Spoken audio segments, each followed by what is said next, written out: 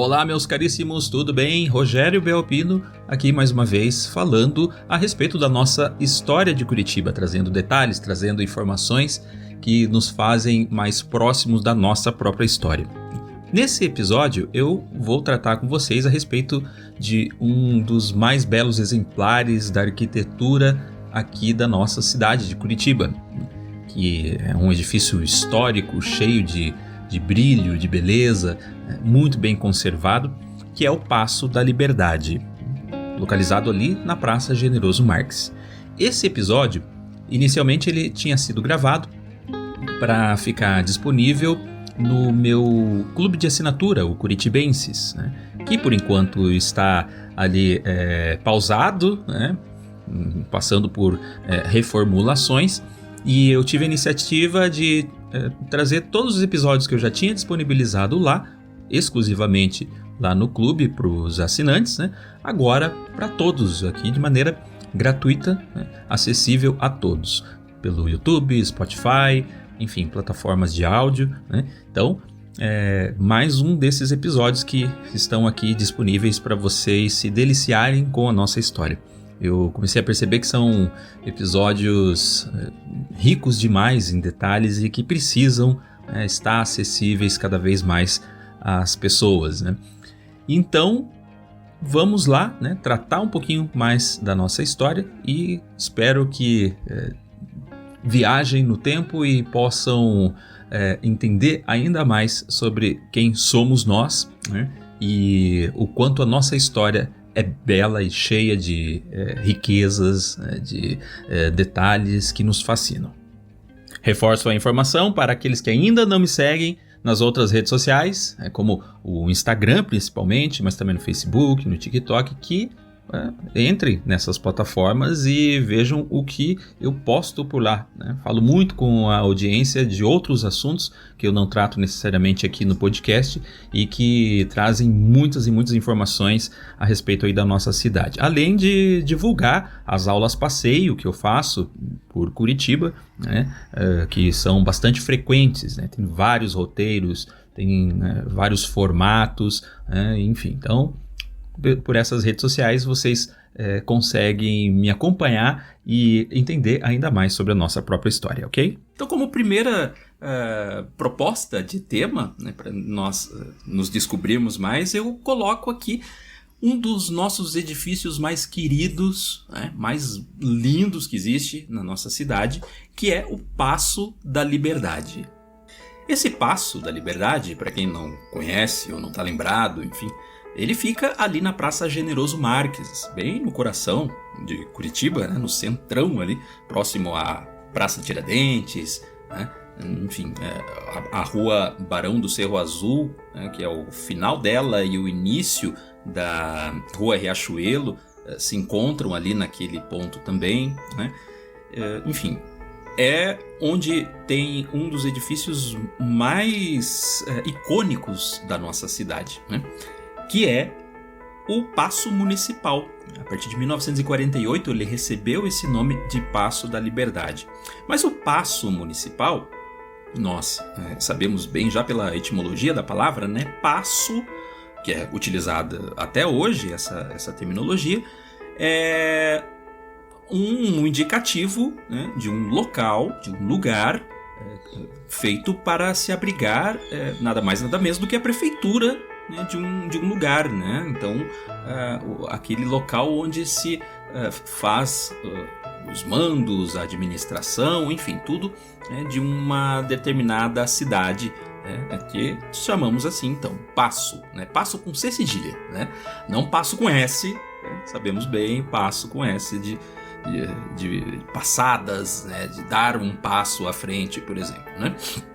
Antes de falar do Paço da Liberdade propriamente dito, a gente precisa saber o que havia ali naquele local, onde hoje é a Praça Generoso Marques, né? Um dos lugares mais movimentados da cidade, né? A Praça Generoso Marques, lá em 1874 e até antes, né, não passava de um grande banhado, como grande parte de Curitiba. Curitiba sempre teve esses charcos, né, esses locais bastante alagados, pantanosos, úmidos, Passeio público era assim também, por exemplo, né? Onde ao longo do tempo foram feitas obras de drenagem ou de aterramento. Então ali também naquela região onde tem hoje a Praça Generoso Marques aconteceu a mesma coisa, né? Aquele lugar foi então aterrado, né, para que fosse instalado o Mercado Municipal de Curitiba, né? Isso se deu no ano de 1874.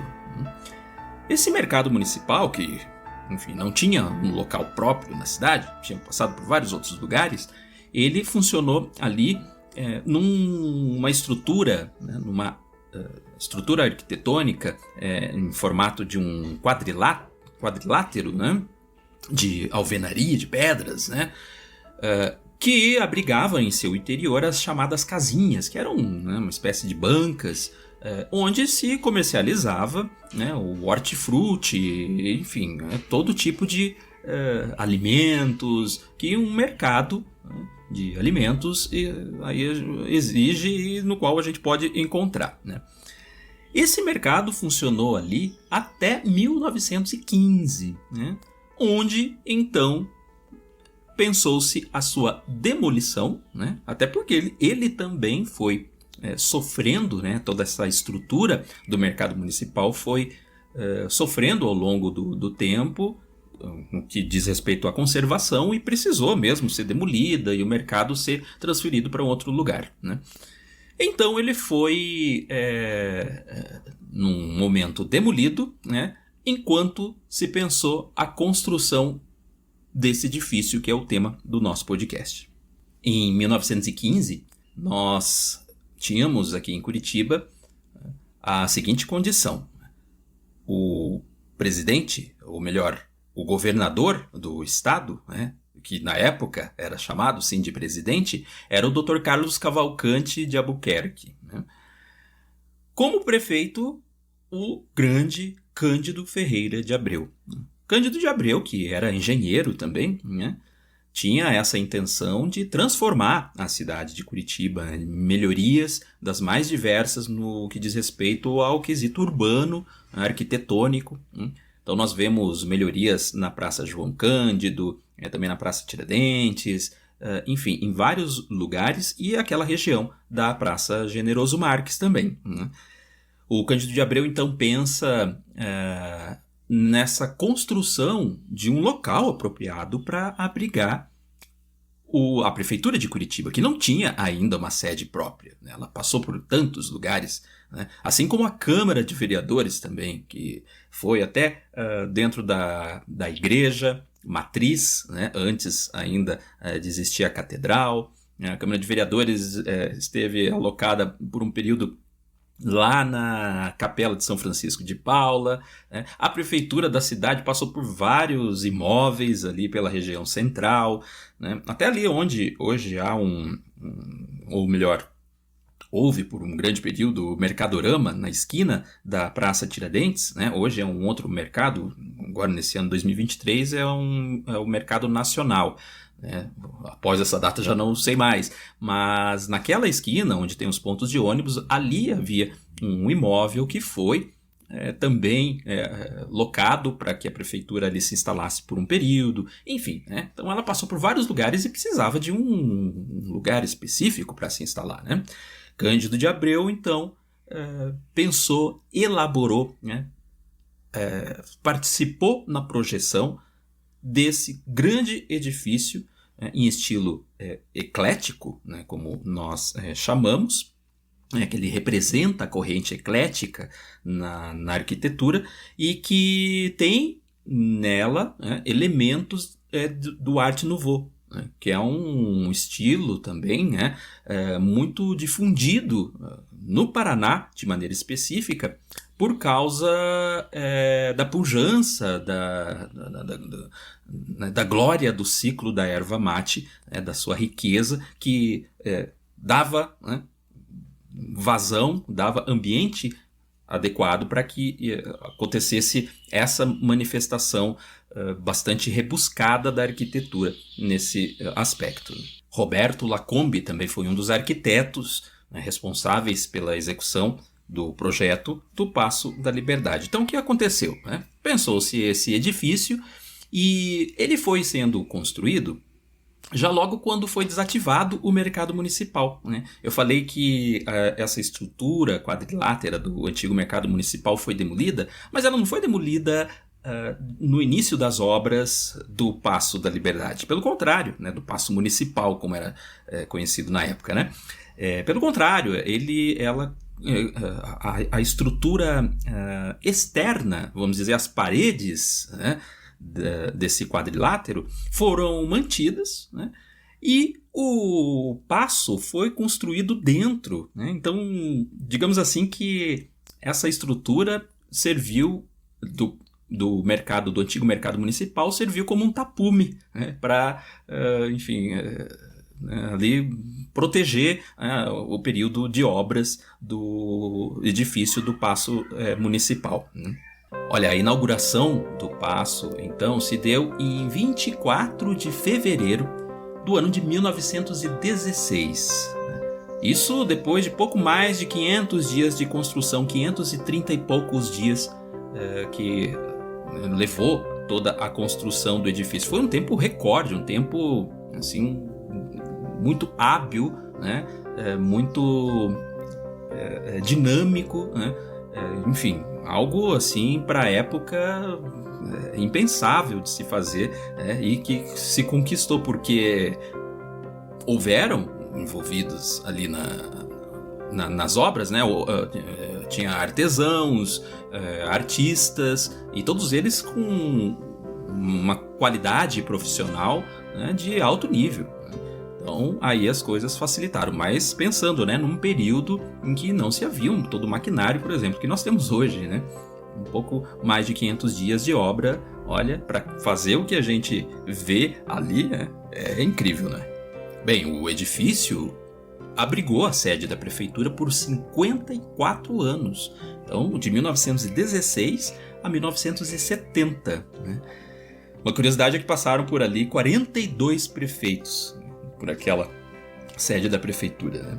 O Paço é, hoje, o único edifício tombado pelo Patrimônio Histórico Nacional aqui em Curitiba. Né? Há projeto de tombamento do reservatório do Alto São Francisco também, né? Pelo Instituto Histórico Nacional, mas o único, por enquanto, que tem essa alcunha, né? Que tem esse título, pelo Patrimônio Nacional, né, é o nosso Paço. Né? E ele passa a ser chamado ali de Paço da Liberdade no ano de 1948, como eu disse. Né? Eu não tenho aqui né, como mostrar uma fotografia para vocês. Né? Isso aqui é um áudio, mas provavelmente eu poste algo ali na nossa comunidade, né? E caso contrário, também é possível ver diversas imagens pela internet, ou mesmo pessoalmente, né, quando nos dirigimos até o edifício, que, se analisarmos a sua fachada, né, nós vamos ver naquela espécie de torreão, né, ou seja, aquela torre central, né, que muita gente, inclusive, ao longo das décadas, confundiu e confunde aquele lugar como uma igreja. Né? Já vi de funcionários que trabalhavam ali, enfim, que pessoas que passavam em frente, né, faziam o sinal da cruz, achando que estava passando em frente de alguma igreja, né? Com um relógio lá em cima, inclusive, né? Que são 3, né, dentro, né, naquela torre, né? Enfim, mas na sua arquitetura, pensando bem naquela entrada principal, voltado ali para a praça mesmo, nós temos já de cara 2 homens, esculturas de homens gigantes que estão sustentando, né, aquela estrutura toda. Né? Tem referência na mitologia grega, são os chamados Atlantes, né, de Atlas, né, que carregava o mundo nos ombros. Né? Os Atlantes, na representação arquitetônica, né, sempre tem essa simbologia de força, né, de vigor, de solidez. Né? E ali eles representam, de maneira mais exclusiva até, né, o poder legislativo, né, e o poder executivo. Executivo, claro, por causa da prefeitura que funcionava ali. Legislativo, porque a Câmara Municipal também se instalou ali por um período grande, né? Ela saiu antes para depois tomar o seu lugar definitivo no Palácio Rio Branco, aquele que fica na Praça Eufrásio Correia, em frente ali onde é hoje o Shopping Estação, a antiga estação ferroviária, né? Mas a Câmara de Vereadores ficou ali até 1955, né? Ocupando o último andar, né, do edifício do Paço Municipal. Bom, nessa mesma estrutura, mais acima, nós vemos uma mulher, uma ninfa, melhor dizendo, que está representada, essa escultura, com os seios desnudos, né? Ou seja, essa simbologia de pureza, né, da virgindade até mesmo. E tem na mão direita, né, a empunhadura de uma tocha flamejante, né, uma tocha acesa. Né? Essa é a tocha da liberdade, né? Se a gente até comparar, por exemplo, a Estátua da Liberdade, né, de Nova York. E também tem na a mão esquerda, né, um gesto de uma espécie de bênção, né, à cidade, uma espécie de bênção àqueles que estão passando, né, aos seus pés, né? Na sua cabeça, nós observamos uma coroa com as torres fortificadas, né? É uma referência à coroa que existe no brasão da cidade de Curitiba, né? Que define, né, com as suas torres a qualidade de cidade, né, de capital, aqui que nós temos como representação. Bom, essa ninfa, né, ela é a única representação material do que seria a Curitiba, né? Ela é a personificação de Curitiba. Bem ao estilo, né, greco-romano de se trabalhar, né, os aspectos artísticos, né, a representação artística, né, algo que foi retomado, né, nesse início do século XX também. Então ela é a representação da nossa própria Curitiba. Nós podemos chamá-la, né, de Senhora Curitiba, por exemplo, né, que está ali, né, como que abençoando, né, os seus súditos, né, por assim dizer. Olha, esse edifício, já logo quando foi construído e inaugurado lá em 1916, ele foi tão bem quisto, bem recepcionado pela população curitibana, que todos o admiravam de uma forma assim muito atenta, né? E também com uma afetividade até.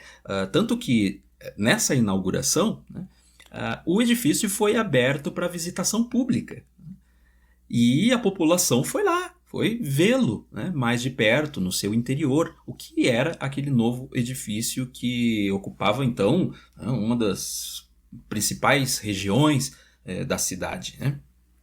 Tanto que também na época da sua construção, ele redefiniu muito, né, do sistema urbanístico da cidade, porque Curitiba passou a funcionar de uma forma que teve a região da Praça Generoso Marques até a Praça Eufrásio Correia, um dos principais circuitos, né, da cidade, né?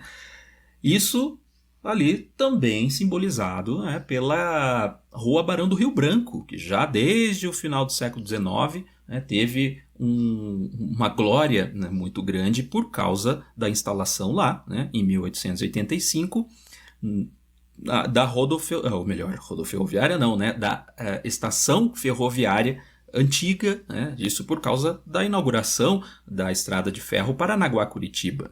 Então todos os viajantes que chegavam até Curitiba, né, autoridades, enfim, tanto os que chegavam quanto os que saíam, né, vinham pela estrada de ferro, né, e para acessar essa região importante da cidade formada pela Praça Tiradentes, Praça Generoso Marques, depois também a Praça Santos Andrade, né, o principal caminho era a Rua Barão do Rio Branco, né, que se tornou até vamos assim dizer, o centro político da cidade, né? Era o centro cívico da cidade na época. Ali funcionou o edifício do Palácio do Governo, né? Enfim, e outras tantas instituições e residências, todas bem adornadas, né? Uma hora eu falo só sobre a Rua Barão do Rio Branco aqui, que tem assunto a dar de rodo também.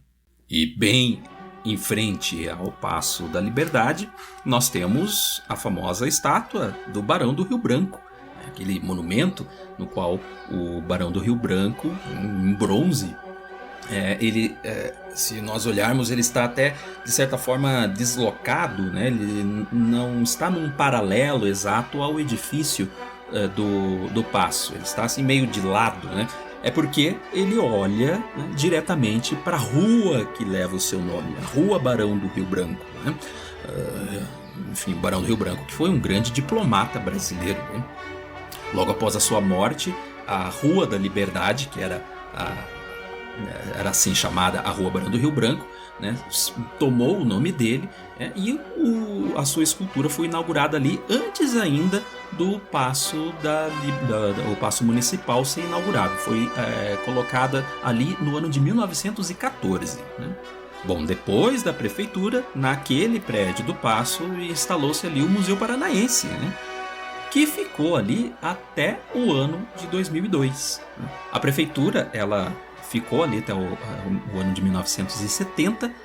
O Museu Paranaense até 2002. De 2002 a 2008 o edifício ficou vazio, né? Esperando aí, né? Enfim, novas ocupações que foram estudadas até ser restaurado em 2008, e hoje abriga ali um espaço cultural, né?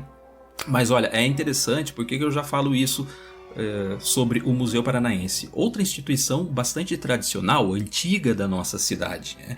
Que é a terceira instituição museológica mais antiga do Brasil, o Museu Paranaense, né?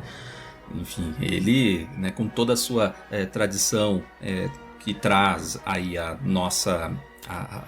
A ideia da nossa cultura paranaense, a história da ocupação dos territórios do Paraná, né? Enfim, tudo isso, todo o seu acervo, né?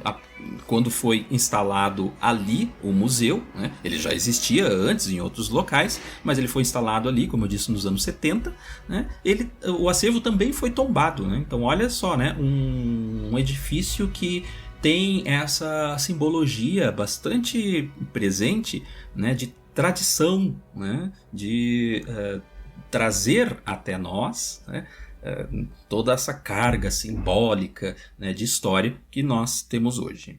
Quando nós entramos no Paço da Liberdade hoje, nós vemos que depois da restauração que aconteceu no ano de 2008, né, a equipe, enfim, os profissionais pensaram em abrir certas regiões do edifício no solo, naquele formato de vitrine, né, para que nós pudéssemos visualizar o solo abaixo do paço, né? E quando nós olhamos bem, nós vemos o chão antigo do mercado municipal, né? Aquele mercado municipal que existia antes ali desde 1874, né? Porque o paço foi construído, como eu disse, né, naquele lugar onde ele existia. Então nós vemos esse piso antigo ainda, né, que foi feito todo um trabalho para essa observação. Então nós vemos ainda uma Curitiba no subsolo ainda mais antiga, né? Bom, já que nós entramos agora no paço, nós vamos visualizando. Quando entramos na entrada principal, né, aquela entrada que dá de frente para a estátua do Barão do Rio Branco, nós entramos pelo lugar onde as pessoas, a população de uma maneira geral, podia entrar para acessar os diversos serviços da prefeitura, né? Mas nós podíamos também entrar pela parte de trás, né? Ali, saindo da Praça Generoso Marques, a parte de trás do Paço da Liberdade é a Praça Borges de Macedo. Geralmente todo mundo chama ali também de Praça Generoso Marques, mas não, já tem um outro nome, né? É a Borges de Macedo, né? Ali naquela entrada, onde hoje funciona um café, nós conseguimos entrar exatamente no lugar onde na época da prefeitura ali, a população se dirigia para fazer o pagamento dos tributos à prefeitura, né? Era a chamada pagadoria do paço, né? Uma espécie de um banco, né? Onde a população ali se dirigia para essas finalidades, né? Subindo no primeiro andar, né, poderíamos ir pelas escadas, linda escada que tem ali no seu interior, ou também pelo elevador que existia bem no centro daquela escada, né? Esse elevador foi o primeiro elevador mecânico de Curitiba, foi no prédio do Paço.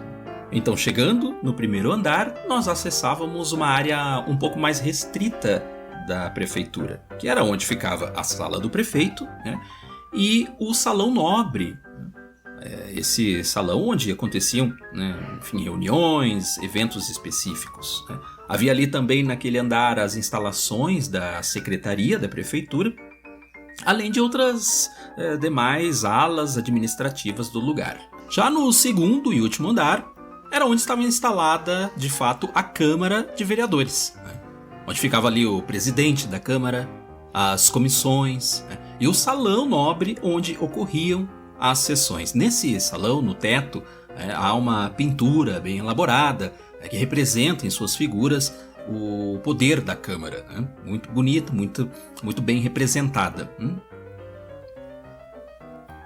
Esse é um dos andares mais bonitos, né? Onde houve uma concentração dos artífices, dos artesãos que ali trabalharam, onde houve esforços ainda mais intensos para se embelezar o local. Bom, o Paço da Liberdade é um edifício que contém a memória política e a tradição da nossa cidade. Tá tudo ali, né? É uma condição que toda cidade precisa para ser formada no seu todo, é isso, memória política, né, e tradição. Sem isso não há estrutura coerente, sem normas não há sociedade que sobreviva, né? É um edifício que atrai a população por sua beleza, né? Olha, para vocês terem ideia, lá no ano de 1974, quando o Museu Paranaense ali se instalou, conforme eu falei um pouco mais cedo, tinham filas de pessoas que iam visitar o interior do prédio, e o museu, lógico, mas para ver o prédio ali que, né, depois de ser prefeitura, ficou ainda mais aberto em todas as suas alas, né, para a população, né, para quem fosse visitar o museu. Então, os curitibanos iam lá para isso, né? E agora, recentemente, após a restauração de 2008, ocorreu a mesma situação. Antes do espaço cultural que ali hoje existe funcionar de fato, né, foram abertas as portas e todas as salas para que a população visse todo o processo de restauro. Enfim, haviam visitas guiadas ali no interior, para escolas, e a população foi ver essa beleza que existe ali no centro, né, da nossa cidade. Está ali no local hoje instalado um espaço cultural que é regido pelo Sesc Paraná.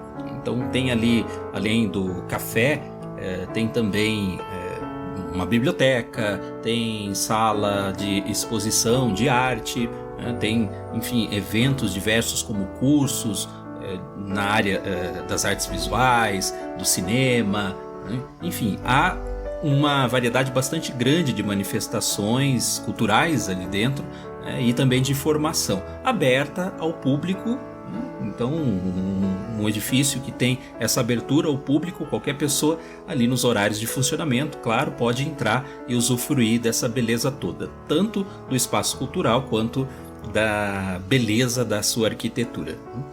Muito do que aqui eu disse vem da pesquisa da historiadora e antropóloga Zumara Clara Sauner Posse, né, que na ocasião da restauração do edifício em 2008 escreveu uma publicação, enfim, e que nos traz muitas dessas informações também, né? Além de tantas outras pesquisas que eu fui trazendo aqui nesse episódio para vocês se deliciarem com essa beleza da nossa joia da arquitetura, que traz muito da nossa memória e fala muito de nós. Portanto, é isso, meus caros, né? Espero que tenham gostado desse episódio, que tenha dado aí bastante ferramentário para que a gente possa discutir, que a gente possa refletir sobre a nossa história a partir desse objeto, desse elemento urbano que é o Paço da Liberdade, e que, né, nos faça ter ainda mais orgulho da nossa cidade a partir da observação que nós temos dele, né? É muito bom levar um turista lá, alguém que a gente conhece, para conhecer esse lugar também, né? E mostrar, olha, isso aqui é nosso, né? É antigo, é muito bem conservado e é nosso, é da nossa cidade, né? Portanto, vamos continuar essa conversa, né? Agora eu quero de vocês também troca de informações, perguntas, trazer mais informações que porventura não tenha trazido aqui. E com certeza há informações que eu não trouxe aqui, né? E, enfim, comentem, falem na nossa comunidade, tragam muito aí pra gente poder entender ainda mais esse orgulho nosso aí, tá bom? Vamos que vamos, pessoal, e até o próximo episódio.